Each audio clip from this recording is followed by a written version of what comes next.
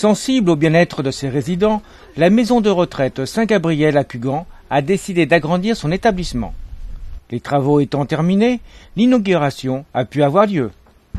Après l'inauguration en 2006 de la réhabilitation d'une partie de la maison, nous voici à nouveau réunis pour inaugurer notre nouveau cantou, conçu avec la volonté d'améliorer l'accueil et la prise en charge des personnes âgées dans un EHPAD résolument orienté vers l'humanisme et la qualité.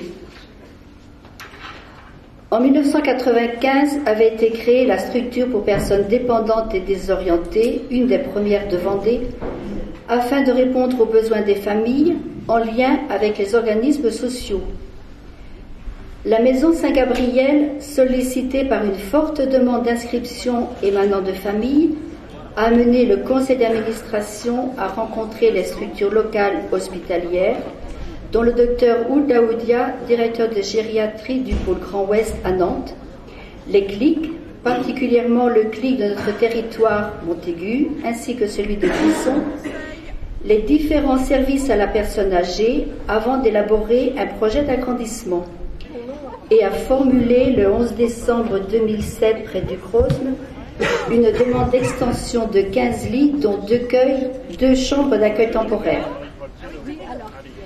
Notre demande ayant reçu un avis favorable, ce cantou va permettre de continuer le but de la maison poursuivi depuis plus d'un siècle, puisque la maison date de 1890, qui est de préserver l'accueil des personnes dans la dignité, l'accompagnement jusqu'à la fin de la vie, dans le respect des convictions personnelles de chacun en lui conservant son caractère familial.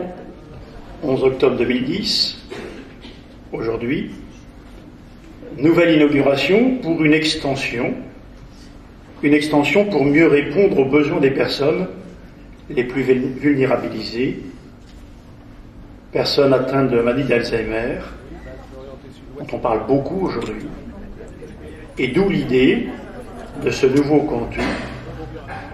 cantou, pour ceux qui ne le sauraient pas, centre d'animation naturelle tiré d'occupation utile.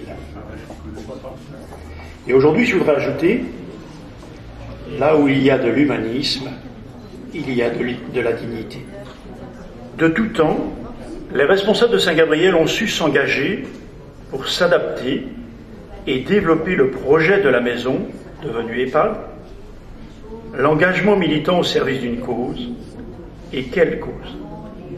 Celle qui consiste à apporter une réponse aux besoins de nos aînés, de nos parents.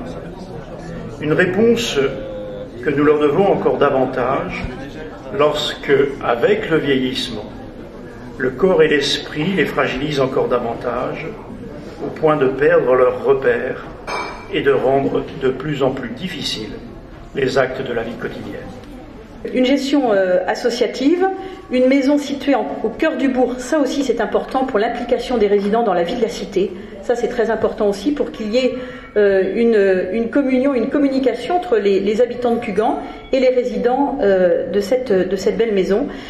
Et puis dans cette maison il y a surtout le souci de l'innovation.